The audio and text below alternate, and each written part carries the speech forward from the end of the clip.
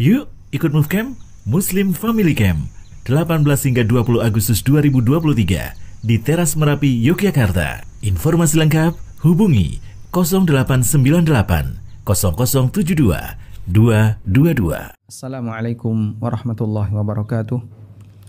Alhamdulillah wassalatu wassalamu ala Rasulillah wa ala alihi wa sahbihi wa mawala. Salah satu di antara fenomena yang banyak dilakukan oleh kaum muslimin adalah menghadiahkan bacaan Al-Fatihah untuk Rasulullah sallallahu alaihi wasallam. Bagaimana tinjauan syar'i tentang masalah ini? Pertama yang perlu kita pahami bahwa Allah Subhanahu wa taala menjadikan amal yang dilakukan oleh hamba mendapatkan pahala tidak hanya dari amal itu, termasuk juga dari pengaruh baik amal tersebut. Sebagaimana yang Allah tegaskan di beberapa firman-Nya, di antaranya di surat Yasin ayat 12. Allah Subhanahu wa taala berfirman, "Inna nahnu nuhyil mauta wa naktubu ma qaddamu wa atharahum wa kulla syai'in ahsaynahu fi imamin mubin." Inna nahnu nuhyil mauta, sesungguhnya kami menghidupkan makhluk yang sudah mati. Wa naktubu ma qaddamu, dan kami mencatat apa yang telah mereka kerjakan. Tidak hanya itu, wa atharahum, termasuk juga dampak dari apa yang mereka lakukan. Sehingga ketika orang berbuat baik, lalu dari perbuatan baik itu memberikan dampak baik yang lain, maka dia mendapatkan pahala dari amal kebaikan itu plus dampak baik yang ditimbulkan dari amal tersebut. Kemudian disebutkan dalam hadis yang sahih dari Abu Hurairah radhiyallahu anhu, Nabi sallallahu alaihi wasallam bersabda, "Man da'a ila hudan," barang siapa yang mengajak masyarakat ke arah petunjuk, kana lahu minal ajri, maka dia mendapatkan pahala mithlu ujuri man tabi'ahu, seperti pahala orang-orang yang mengikutinya. La yanqusu dzalika min ujurihim syai'a, dan sepeser pun tidak mengurangi pahala mereka. Sehingga ketika Anda mengajak orang untuk melakukan salat, maka Anda mendapatkan pahala salat dan pahala setiap orang yang mengikuti ajakan Anda untuk salat. Berdasarkan hadis ini, dan hadis ini sahih riwayat Muslim dan Abu Dawud. Kemudian dalam hadis yang lain dari Jarir bin Abdullah radhiyallahu anhuma, Nabi sallallahu alaihi wasallam bersabda, "Man sanna fil islami sunnatan hasanah." Barang siapa yang mengawali kebiasaan baik dalam Islam, fa umila biha ba'da, kemudian kebiasaan baik itu dikerjakan setelah dia meninggal, kutiba lahu mithlu ajri man amila biha, maka dicatat untuknya seperti pahala orang yang mengamalkannya. Wala yanqusu min ujurihim syai', dan pahala mereka tidak dikurangi sepeser pun. Hadis riwayat Muslim. Baik, dari sini kita bisa melihat ada 3 hal yang kita dapatkan berdasarkan beberapa dalil yang tadi kita baca. Yang pertama, kita bicara terkait amal dan pengaruhnya. Bahwa yang pertama, pahala yang didapatkan oleh seseorang itu ditentukan oleh amal plus dampak dari amal tersebut. Yang kedua, bahwa orang yang mengajak orang lain untuk berbuat baik, maka dia dapat pahala dari orang yang mengerjakannya atas ajakannya, mengerjakannya karena ajakannya.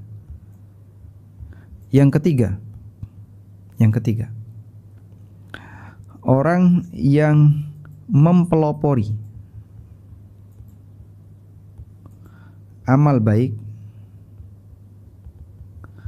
maka dapat pahala dari semua yang melestarikannya. Baik. Ini 3 kesimpulan yang bisa kita dapatkan dari 1 ayat di surat Yasin tadi dan 2 hadis yang tadi kita baca. Oleh karena itu, berdasarkan hal ini, maka para ulama mengatakan bahwa setiap ibadah yang kita lakukan, maka Nabi SAW turut mendapatkan pahalanya, baik kita hadiahkan ke beliau maupun tidak kita hadiahkan. Sehingga ketika saya membaca Al-Fatihah, maka otomatis Rasulullah SAW mendapatkan pahala dari bacaan itu. Ketika Anda membaca Al-Fatihah, maka Nabi SAW turut mendapatkan pahala dari bacaan itu. Hanya saja ada hal yang perlu kita pertimbangkan. Jika pahala itu tidak kita hadiahkan, maka pahala itu tetap jadi milik kita dan Nabi SAW juga tetap mendapatkannya. Dan jika pahala itu kita hadiahkan kepada Nabi SAW, maka pahala itu tidak bisa kita miliki. Baik, 2 ini pernyataan yang perlu untuk kita pertimbangkan. Sekarang coba kita lihat beberapa keterangan yang disampaikan oleh para ulama. Kita mengetahui bahwa para sahabat tidak melakukan praktek menghadiahkan pahala amal untuk Nabi SAW pasca beliau meninggal dunia. Imaduddin Ibnul Attar, muridnya An-Nawawi, pernah ditanya, hal tajuzu qira'atul Qur'an wa ihda'u thawab ilaihi sallallahu alaihi wasallam wa hal fihi athar? Bolehkah membaca Al-Quran dan menghadiahkan pahala bacaan itu kepada Rasulullah sallallahu alaihi wasallam? Wa hal fihi athar, dan apakah dalam hal ini ada riwayat yang mendukung praktek tersebut? Kemudian jawaban yang disampaikan oleh Imaduddin Ibnul Attar, beliau mengatakan, amma qiraatul Qur'anil aziz, membaca Al-Quran, famin afdolil qurobat, termasuk di antara amal yang sangat afdol nilainya. Wa amma ihda'uhu lin nabi sallallahu alaihi wasallam, akan tetapi menghadiahkan pahala bacaannya kepada Nabi sallallahu alaihi wasallam, falam yunqal fihi atharun mimman yu'taddu bihi, tidak ada nukilan, tidak ada asar yang dinukil dari orang yang yu'taddu bihi, yang perkataannya bisa diterima. Bal yambaghi ayyamna'a minhu, bahkan selayaknya ayyumna'a minhu, praktek seperti ini seharusnya enggak dilarang. Jadi beliau sampai mengatakan selayaknya untuk dilarang. Lima fihi minat tahajjum alaihi, karena ini termasuk di antara memberat-beratkan diri sendiri. Fima lam ya'zam fihi, untuk perbuatan yang tidak ada panduannya. Ma'anna thawabat tilawah, sementara yang namanya membaca Al-Quran, pahala membaca Al-Quran, hasilun lahu, didapatkan oleh Nabi sallallahu alaihi wasallam bi asli syar'ihi, karena beliau yang pertama kali mensyariatkannya sallallahu alaihi wasallam.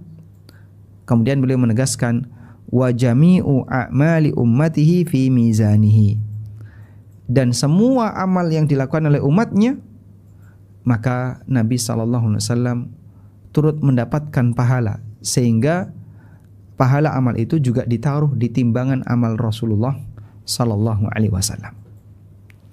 Baik, ini keterangan Imaduddin Ibnul Attar yang dikutip dalam Mawahib Al-Jalil. Juga dinyatakan oleh As-Sakhawi, beliau muridnya Ibnu Hajar Al-Asqalani, ketika beliau ditanya tentang orang yang membaca Al-Quran lalu dia menghadiahkan pahalanya untuk menambah kemuliaan Nabi sallallahu alaihi wasallam.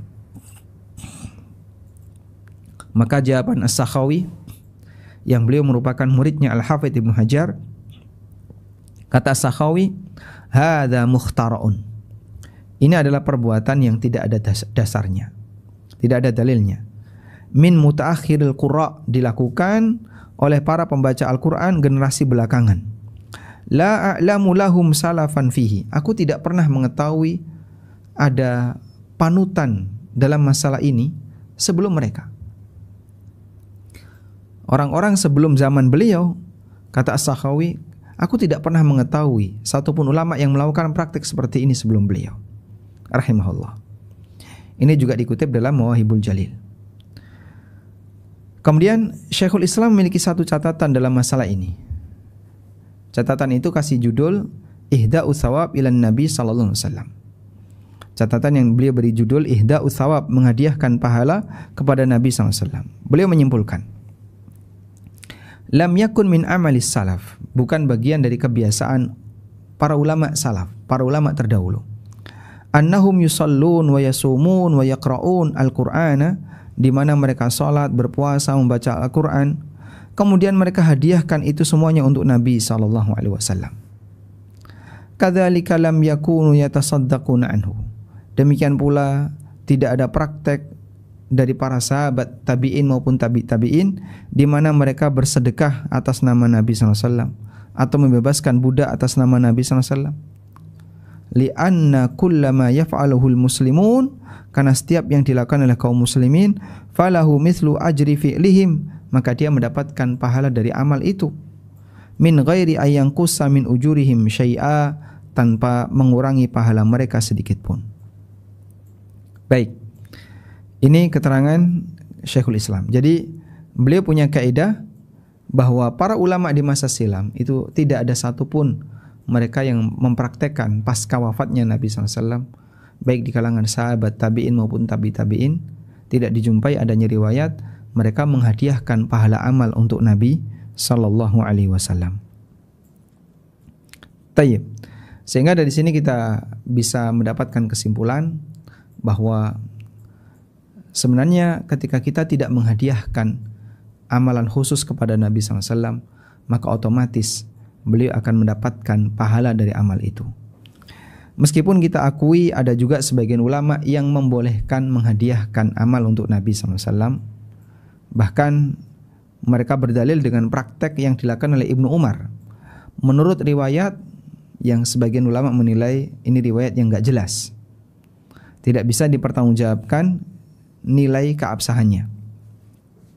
Namun di sana Ibnu Umar disebutkan bahwasanya Ibnu Umar radhiyallahu anhu beliau pernah umroh atas nama Nabi sallallahu alaihi wasallam. Ya, meskipun sekali lagi riwayat ini dinilai lemah oleh sebagian ulama dan ada yang mengatakan statusnya tidak jelas.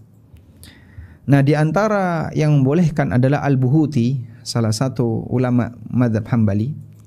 Dalam Kasyaful Qina beliau mengatakan, kullu qurbatin fa'alahal muslimu, semua amal soleh yang dilakukan oleh seorang muslim, wa ja'ala thawabaha aw ba'daha, kemudian dia jadikan pahalanya atau setengah dari pahalanya, sepertiga atau seperempat, li muslimin hayy, dihadiahkan untuk muslim yang lain yang masih hidup, au mayyitin, atau muslim yang sudah meninggal, jaza dzalika wa nafa'u dzalika, hukumnya boleh dan pahala itu bisa mereka manfaatkan. Dan ini merupakan pendapat Hambali, di mana orang yang beramal bisa menghadiahkan pahala amalnya kepada orang yang sudah meninggal. Li husulis tsawabi lahu, karena dia bisa mendapatkan pahala dari situ. Lalu Al-Buhuti mengatakan hatta li Rasulillahi sallallahu alaihi wasallam, sampai pun pahala untuk Rasulullah sallallahu alaihi wasallam. Sampai pun pahala yang dihadiahkan untuk Nabi SAW bisa sampai kepada beliau dan beliau bisa mendapatkan manfaatnya, menurut keterangan Al-Buhuti dalam Kasyaful Qina. Tayyib. Namun menurut jumhur seperti ini tidak perlu dan itu membebani diri, sebagaimana kata Ibnul Attar, karena kalaupun orang itu tidak menghadiahkan untuk Nabi SAW, maka pahala itu jadi miliknya, dan tentu saja otomatis Rasulullah sallallahu alaihi wasallam turut mendapatkan pahala dari amal yang dia kerjakan, sebab beliaulah orang yang pertama kali melakukannya. Demikian yang bisa kita sampaikan, semoga bermanfaat. Wassallallahu ala nabiyyina Muhammadin wa ala alihi wa sahbihi wasallam.